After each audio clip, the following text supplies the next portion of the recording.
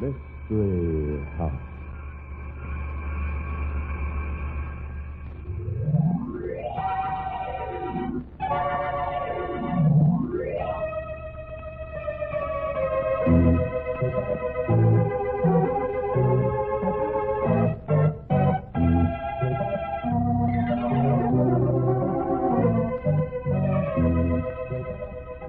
Mystery House, that strange publishing firm owned by Dan and Barbara Glenn, where each new novel is acted out by the Mystery House staff before it is accepted for publication.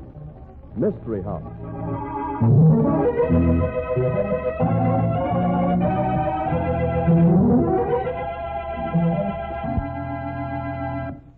Hey, Barbie, I like tonight's story. These mystery writers certainly get around, don't they? Well, what do you mean, Dan? Well, you know, one week we act out a manuscript about a circus sideshow, then a western rodeo story, and then something up in the North Woods. And tonight, a story that takes place in a busy factory. Now, that's variety for you. It certainly is, Mr. Glenn. Why, there's even variety in the commercial announcements. I bet you never heard one exactly like this before. Listen.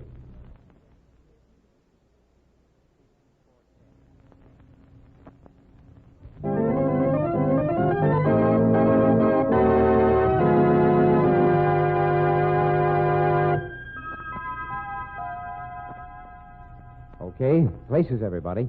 Set the scene for tonight's story, fellow. A case of homicide. Tonight's story opens in the office of Walter Chalmers, busy president of the Chalmers Manufacturing Company. It's 9:15, and Mr. Chalmers comes bustling in, ready for the day's work. Good morning, Miss March.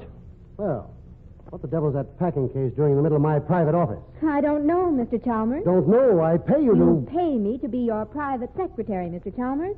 And that doesn't include knowing what packing cases are doing in the middle of your office. Well, what the devil is it doing here? Who let them in with a thing like that? Don't people around here know that a thing like that goes to the receiving room? I don't know, Mr. Chalmers. What did it ride? Never mind. Get it out of here. It was here when I came in this morning. Well, didn't you hear me? Get it out. I doubt that I could lift it, Mr. Chalmers. You... Oh, hang it. I'll get it out myself. Hey, this fool thing's heavy. Yes, I know. If I find out who's responsible for this, I'll make it... It's addressed to you. Maybe that's why it was left here.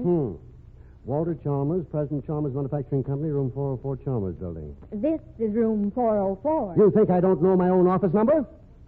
Well? Well, what, Mr. Chalmers? Call somebody and have the fool thing taken out of here right away. You mean you're not going to open it? No, I'm not going to... Why? Why should I open it? Well, if anyone sent me anything that large and that heavy, I'd want to see what it was. You think maybe it's a present for me? I haven't the faintest idea what it is. Is there a hammer around here? What? A hammer. Oh. We run a factory, don't we? There ought to be a simple tool like a hammer somewhere around this place. Oh, there's one in the cabinet in the reception room. I'll go get it for you. Of all the fool packing. Fine thing when a man can't come into his office without stumbling over... Well, did you get the hammer? Yes, Mr. Chalmers. Here you are. If you'd like to have the janitor help you, I'm perfectly capable of knocking the lid off a packing case without help from a janitor. There. Why, it seems to be all wrapped up in papers. I wonder what the devil it could be. Well, we'll see. Miss March. Why, it's a human body. Yes. Not only is it a human body, but a very special body. Oh, what do you mean? You mean you don't know who it is? No. Do you? It's Jeffrey Warren. The head of the Warren Manufacturing Company? Yes. The head of the Warren Manufacturing Company. Our bitterest rivals. Why, I've feuded with Jeff Warren for 10 years. The newspapers have spread our fight all over the... Great Scott, Miss March. He's been murdered, hasn't he? I don't know. Well, those bullet holes in his stomach don't look like he died of old age. It's a frame-up. Somebody who knows the enmity between us. That doesn't eliminate many people. Somebody else who hated Warren killed him. And I've been picked as the goat. Hey, there's a note in with him. A note addressed to you. Here, let me see it. You've no right to... Mr. Chalmers, I'm not your secretary at the moment. I think it's much better if I see the note before you do. Well, maybe you're right. Dear Chalmers, this is all for you.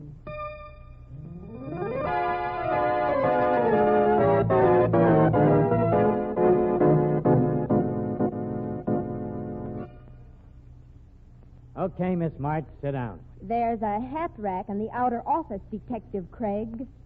One of them smart, efficient dames, huh? I have a deep respect for the law, Mr. Craig.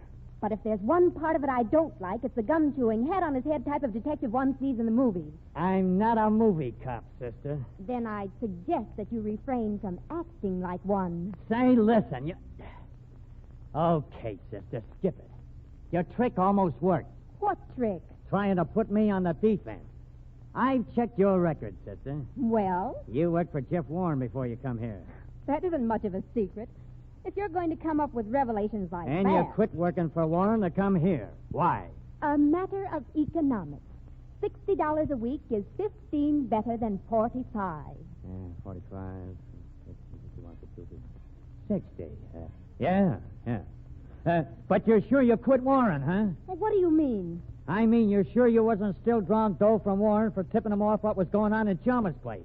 It's been done before. How dare you even suggest such a thing? I'm no spy. Why, I hadn't even spoken to Jeffrey Warren. So you wasn't speaking to him, huh?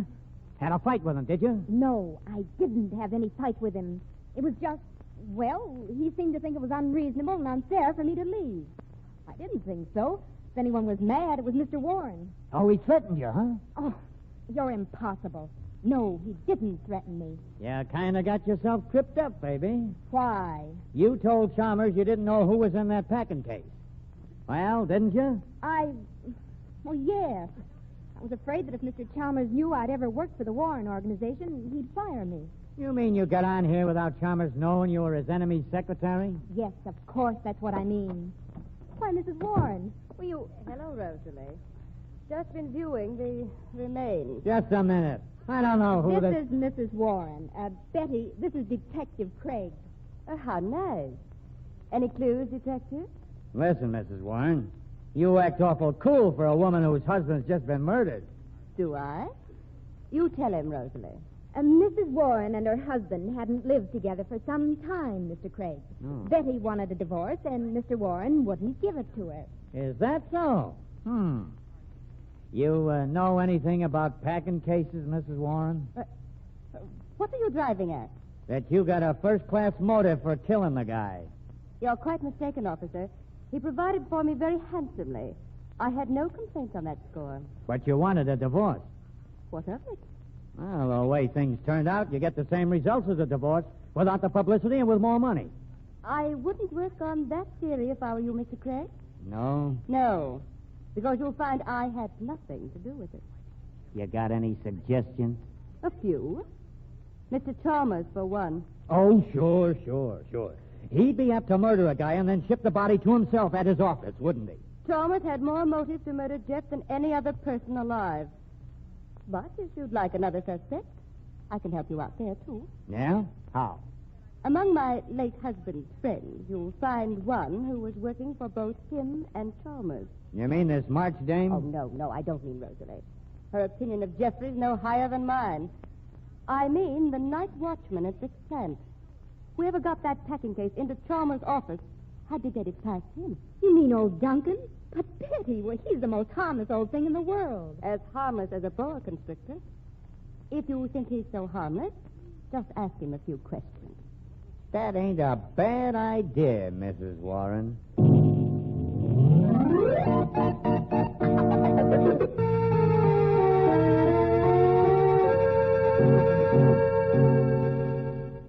Yeah, I was mighty shocked when I heard about it, Mr. Craig. See, I was mighty shocked.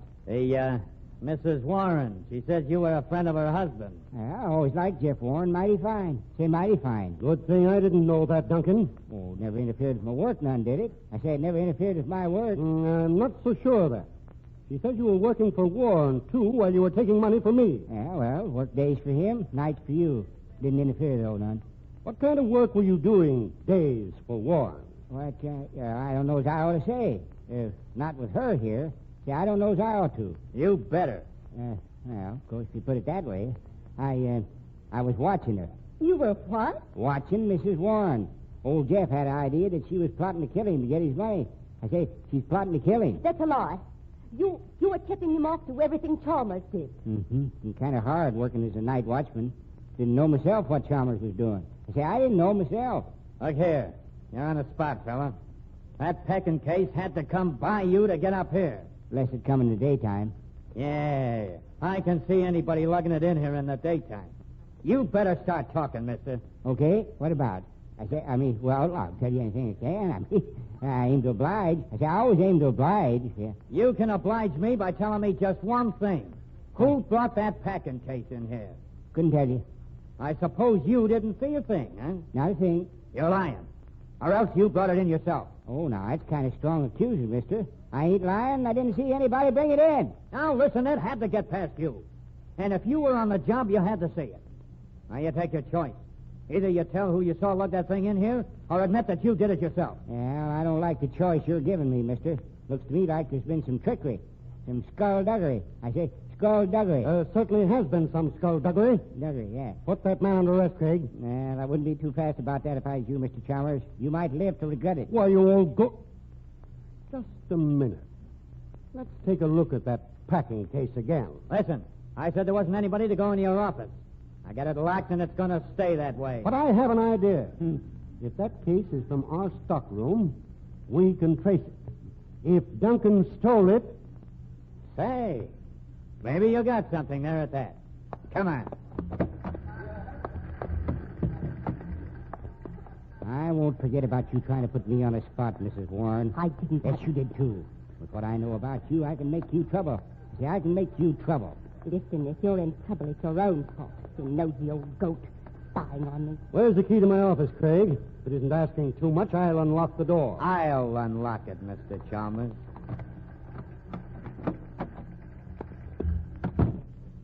Now we'll examine the... Why, there's another packing case. It wasn't here this morning. What the... Hey, listen. What kind of a gag is this anyway? If you think you're being funny, Chalmers... There's nothing funny about it. And don't be a fool. You think I could lug a thing like this and hear it past all the people in the outer office? This one ain't addressed to you, Chalmers. Why, no, it isn't. Miss Rosalie Marks, room 404, Chalmers Building. Listen, this isn't funny. Where's the hammer? Oh, yeah. Here. Stand back. Here. I don't want to look. But it couldn't be anything, Rosalie. The mayor's just trying to show he can outsmart us, that's all. Oh, yeah? Great Scott! Another body! Yeah, a young guy. You know him, Miss March? Yes. Yes, I know him. Well, do something, you fool. Can't you see she's fainted? Yeah. Oh, talk about lousy brakes. Now I gotta wait till she comes to before I can find who the guy is. No, you don't, Craig. I can tell you. Johnny Bellman. Johnny Bellman, huh? Who's he? Nobody in particular, except the man Rosalie March was engaged to marry.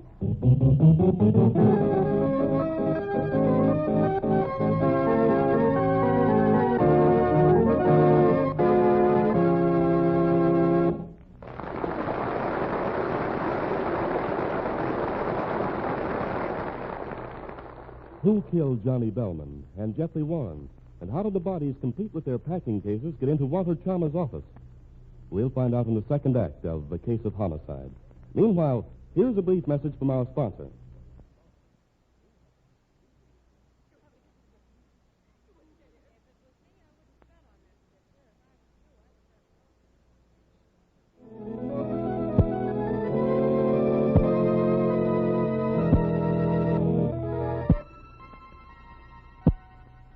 And now, Act 2 of The Case of Homicide. The scene is Walter Chalmers' office in the Chalmers Manufacturing Company. Dan Craig has taken it over as headquarters for the murder investigations, and he's talking to Mrs. Warren as old Duncan sits nearby. Now come down off your high horse, Mrs. Warren. I know your kind. You can't talk to me like that. Like a common ordinary... I don't need to explain what you are, Mrs. Warren. I've been talking to Duncan, and he told me you were sweet on this Johnny Bellman. You're a charming old fellow, Duncan. Yeah, well, names won't hurt me, Miss Warren. I was doing a job for your husband, and I know what I saw. I know what I saw. Oh, you old fool. You were seeing this Johnny Bellman regular. It was on account of him that you wanted Jeff to divorce you. Listen here, you... Quit that grand dame stuff, sister. You were stepping out on old Jeffrey, and... That's a lie. Jeff and I weren't living together. We had nothing in common.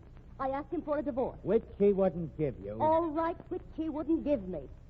But that didn't make us any more compatible. Didn't need to hire a filthy snooper to know I was seeing Johnny Bellman. I told him that Johnny and I were in love with each other. He knew all about it. There's nothing deceitful about it. That makes a good story. With Jeffrey out of the way. It's true. There's no story to it. Do you think I'd kill the man I loved? If he'd busted you up with your husband and you thought you was going to marry him and then he got engaged to another girl? Yeah, I think you would. But his engagement to Rosalie March didn't mean a thing. From the way she keeled over when she saw his body, I think different, sister. Funny. Nice kid like her being sweet on a heel like that. Don't you call Johnny a heel. He's a fine person. Hey, why don't you knock before you... Oh, hello, Miss March. They said you wanted me. I've been hearing an interesting story, Miss March. Mrs. Warren here says Johnny Bellman was in love with her and not with you. It doesn't make much difference what anybody says. Now that he's dead, does it? Ah, good point you got there, Miss March. Say, good point. What's a good point? Why, what Mrs. Warren says her husband said. Nobody can prove it one way or the other now. Neither way. I guess that's right. But there's something else nobody can prove. Yeah? Nobody can prove I came in here with 2 packing cases on my back. Think that one over, genius.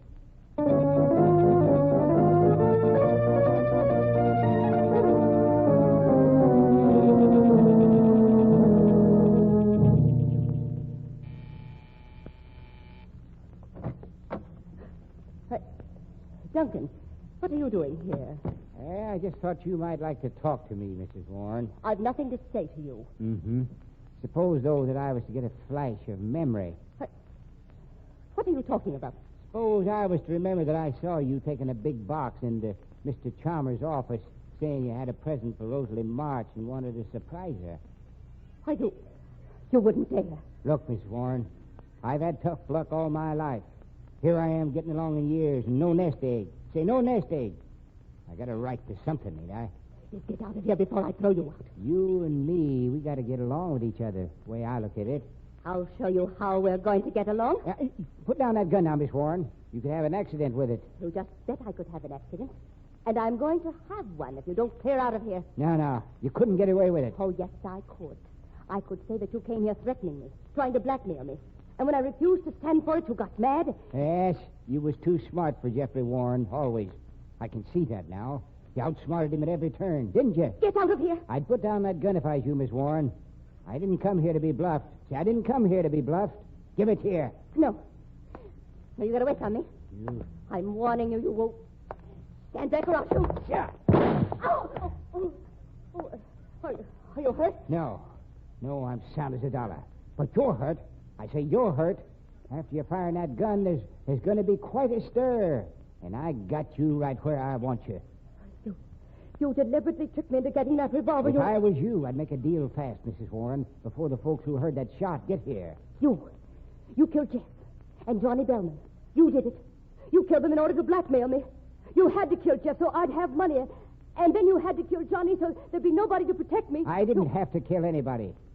But once in my life, I just kind of took advantage of things as they happened. I say, I took advantage.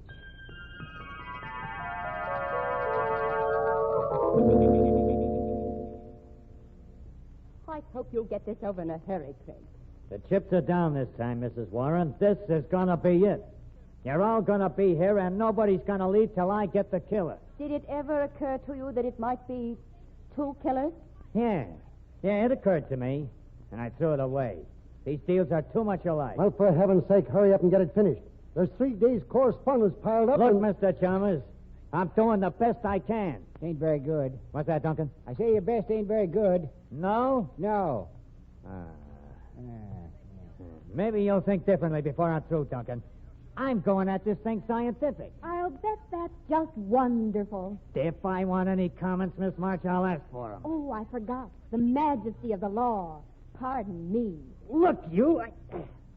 Oh, forget it. All right. I fixed myself up a list of motives and theories, always disregarding the packing cases.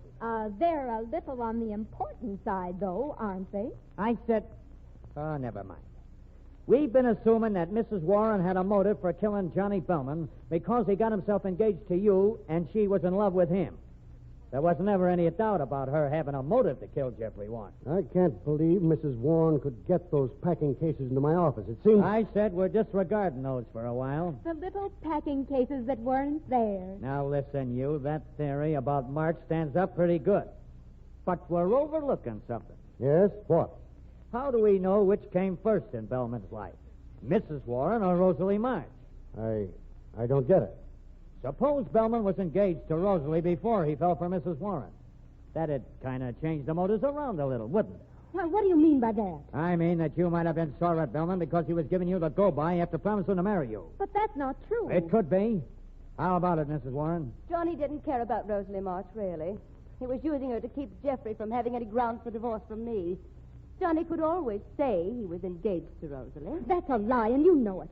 Johnny was going to marry me in spite of all your tricks, throwing yourself at him, promising him money. Go right ahead, dear. Your theory isn't so bad, Craig. Except that there's no truth in it. You worked here, Miss March. You knew what time Walter Chalmers got into his office every morning. You knew how long you would have. You had access to every department in this building through his keys. And that includes the room where they make the packing cases. What are you trying to say? I'm saying that those bodies weren't brought in here in packing cases. Those men came in here alive, both of them. The packing cases were supposed to make it look as if they'd been sent in as spite work against you and Chalmers. They were supposed to convince me that an outsider did the job and was trying to pin it onto you or Chalmers. The shipping department's at the other end of the plant. I couldn't possibly lug one of those things that distance, particularly not without being seen.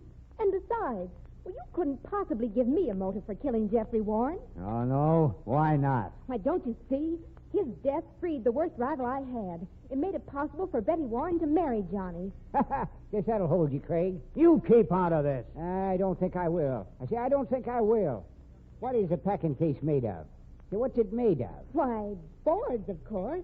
Boards and nails. Yeah, a packing case is a big thing. But a bunch of little boards, one at a time, they don't amount to much. I say they don't amount to much. Just what are you driving at, Duncan? I seen you one day last week walking around the plant with a board in your hand. Why, I often did that. I don't see that Not has... until last week you didn't. I noticed the same thing. I saw you carrying that board, too. But I still don't see what You don't that see. Every time I see him, he had that board. Only it wasn't the same board. He brought them packing cases in here, board at a time. Little flat boards. There was plenty of places he could hide them, too. Not like a big packing case. You old fool, you don't know what you're talking about. Well, I'm afraid I do, Mr. Chalmers. You could have had them boards hid in your office. And nails, too. Nothing to keep you from throwing together a packing box right in here. You know, he was carrying a board around all last week. I thought it was just an absent-minded mannerism. And that but... second packing box, put in his office while Craig had the keys and the place was locked.